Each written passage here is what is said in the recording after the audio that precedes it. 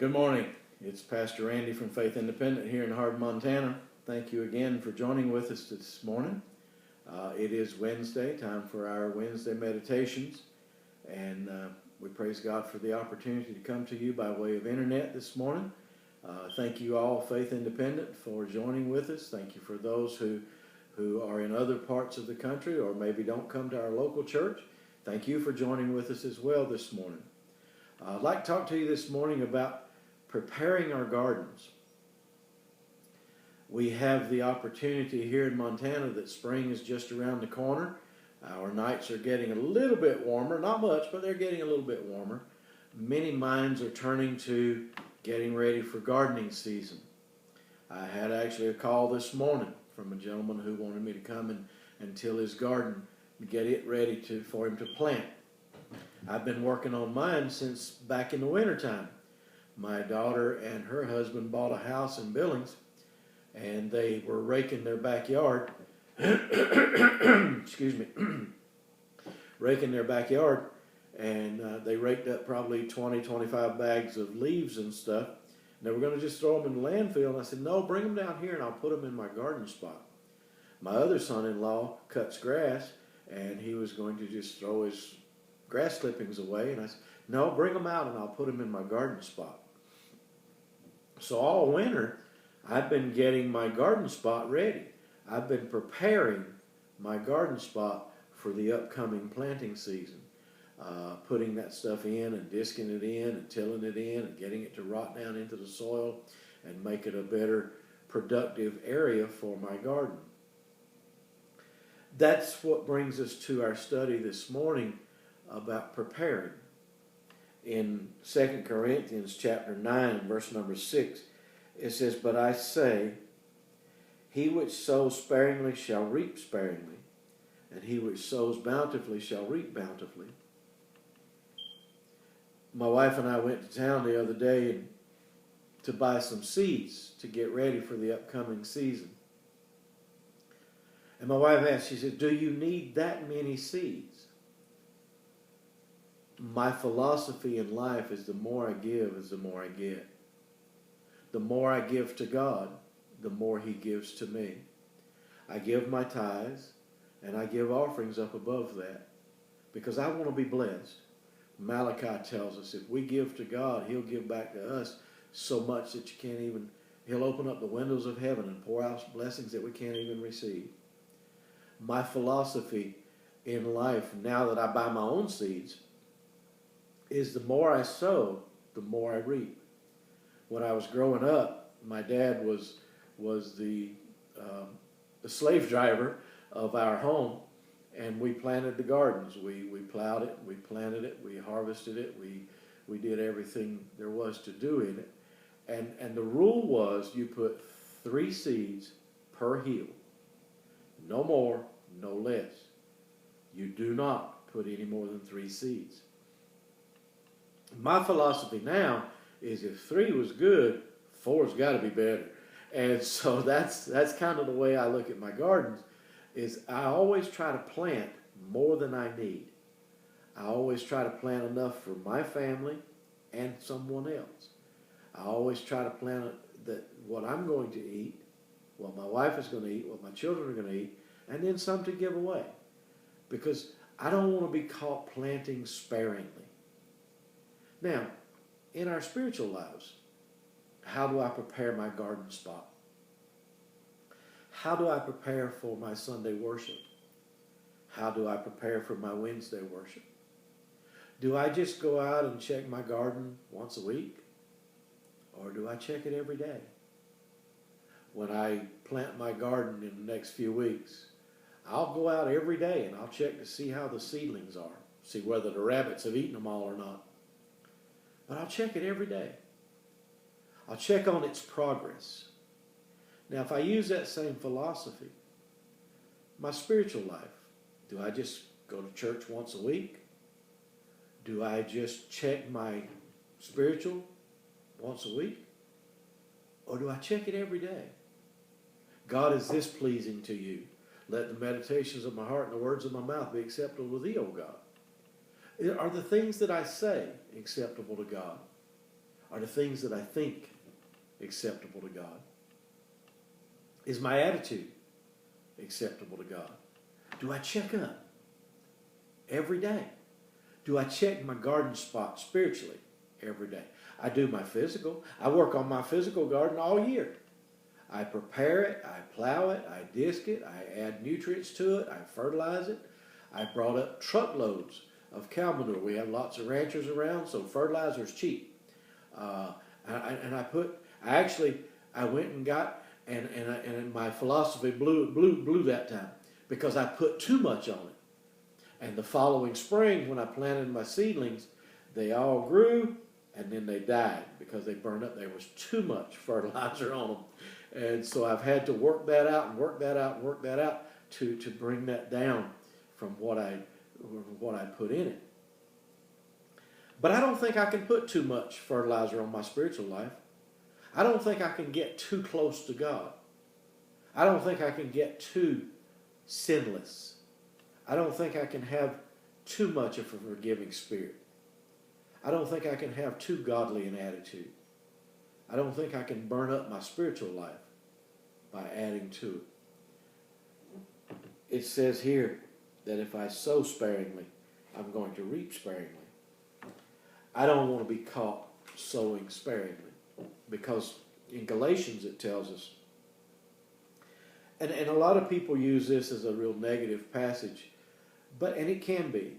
It can be a negative passage, but it can also be a very positive, encouraging passage. It says, "Be not deceived, God is not mocked. For whatsoever man soweth, that shall he also reap." Now, that can go either way. It says, "For he that soweth to the flesh shall of the flesh reap corruption. But he that soweth to the Spirit shall of the Spirit reap life everlasting." So it depends on what I sow. When I plant my garden, I plant the things that I want. I don't plant broccoli. I don't like broccoli. I don't plant cauliflower. I don't like cauliflower. I don't plant rhubarb. I don't like rhubarb. I don't plant lots of other things. I won't go into the long list of what I don't plant. What I do plant is those things that I like. I like crimson sweet watermelon. I like cantaloupe. I like peaches and cream corn. I like fresh tomatoes. I like red peppers. My wife and kids like pumpkin. They like squash. They like herbs. So I plant that stuff for them.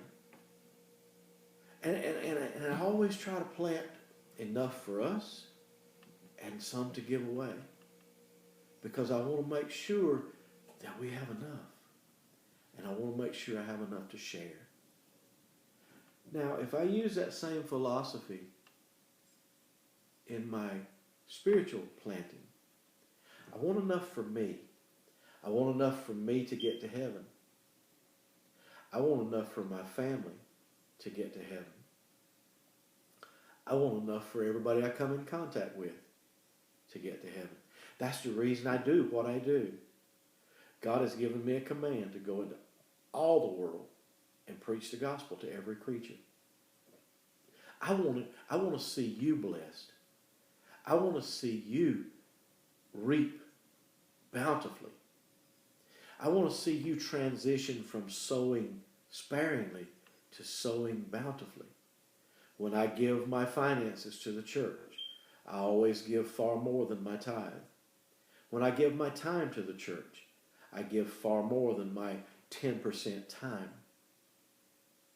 When I give my soul to the church, I want to give the best I have. Oh, I don't always wear the best clothes. I've got on a t-shirt this morning. I'm sitting at my kitchen table with my sugar-free iced tea. I don't always dress up the best. But I'm not interested so much in what man sees as I am in what God sees. Yes, I believe we ought to give our best and do our best. But I believe it's far more important for me to take care of the inside than it is for me to take care of the outside. Now, our bodies are the temple of God, and my responsibility is to take care of the outside. That's the reason I've lost about 30 pounds, and I plan on losing about 30 more. I want to take care of the temple that God has blessed me with. In Luke 6:38, I think it is, the Bible says, "Give, and it shall be given unto you good measure, pressed down, shaken together, and running over shall men give unto your bosom." That reminds me of when I was young. We would go to these commercial farms back east. They don't have any out here. But we'd go to these commercial farms back east, and they would have just acres and acres of green beans or lima beans or corn or whatever. And we would pick bushel after bushel after bushel. And so Mom would send us out with the bushel baskets to pick. And when we got our basket full, we'd take them back up to the car where she was at. And we would think, it'd be piled up, and we'd take them back up there where she was at. And then she would get up and she would take the basket, and the first thing she would do is she'd start to shake it. And then she would push down on it. And then she would shake it some more. And by the time she got done shaking and pressing, we still had about that much room left in the top of the basket. She tells us, go back and fill it up. That's what my mind sees when God says, we'll give shaken, pressed down, and running over. I want to see God shake my basket and fill it up again.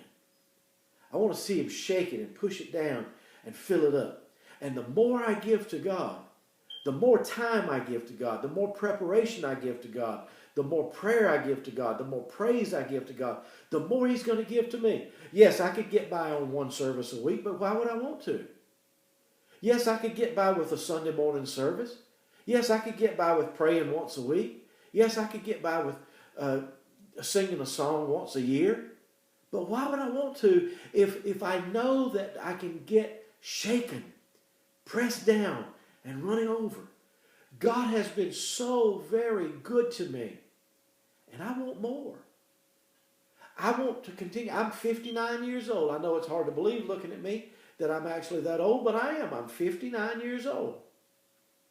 And I've had a number of surgeries, but I am relatively healthy. My blood pressure's good. My blood sugar's good. My cholesterol is less than 100. All of the medical stuff is good. And I want to continue. I want to be in good health for another long time. I've had both knees replaced. Thank God they're replaced. I've had back surgery. I've had elbow surgery. I've had shoulder surgery. I've had numerous eye surgeries and ear surgeries. But they've all been corrective. Shaken, pressed down, running over. My knees used to hurt so bad I could hardly walk. Now they don't hurt anymore. My back, I could barely bend over and pick stuff up. Now I pick up cars again. My shoulder, I couldn't even go to sleep at night. Now they've gone in there and they repaired that, and it works great. This elbow was shattered when I fell on the ice, and they've got it all screwed together, and it works good. I can still use it, and I could even lead singing if I knew what I was doing. But God has been good, shaken, pressed down, running over. And I think it's all because I've given God my life. Not just a part of my life, but give God my life. I'm here sitting at my kitchen table on a Wednesday morning talking about God to you, giving God my life. I could be out fishing this morning. It's absolutely beautiful outside. I could be out fishing. I could be out there tilling the garden again. I could be out playing with my German Shepherds. I could be working at the daycare. I could be working over at the church. But I'm sitting here this morning talking to you about preparing your spiritual garden. Preparing your plot for God. Some people have huge gardens. Some people have small garden plots. Some people have raised bed gardens. So we all have a different garden spot, a different garden plot. But how do we prepare that garden spot? As I said, I started way back last winter preparing my garden spot. How do we prepare for God? I start preparing for my Sunday morning worship. I start preparing my heart on Saturday afternoon, going over and over and over the words, going over and over and over the sermons, the lessons, the songs, all of the things that I want to share with you. I start on Monday thinking about what to share with you on Wednesday. Start on Thursday thinking about what to share with you on Sunday. I don't do very many series, so it's not for me, it's not just pick up where I left off. Mine is more life lessons. Mine is more trying to help the Bible come alive in yours and my life. And so how do I prepare my spiritual garden spot? How are you preparing your spiritual garden spot? Remember, if you sow sparingly, you're going to reap sparingly. And my favorite is, God will give shaken, pressed down, running over. And I like that. I really like that. I like the shaken, pressed down. I didn't like it when I was the one that had to go back and fill up the basket.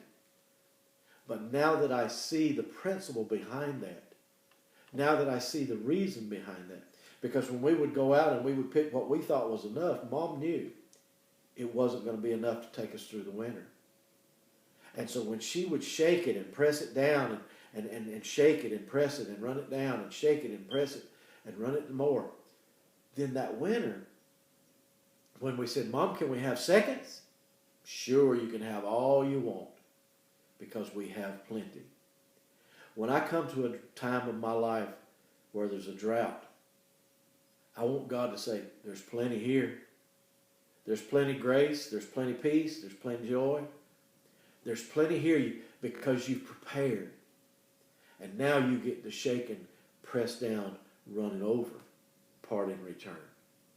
Thank you for listening. God bless you. Prepare your garden plot.